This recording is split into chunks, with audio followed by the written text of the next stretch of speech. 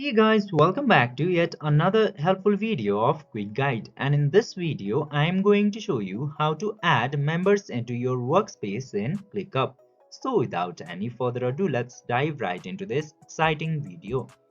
Now, in order to add members into your workspace in ClickUp, you just simply have to open this ClickUp application into your computer, and after opening this page, you just simply have to tap into the name of your workspace.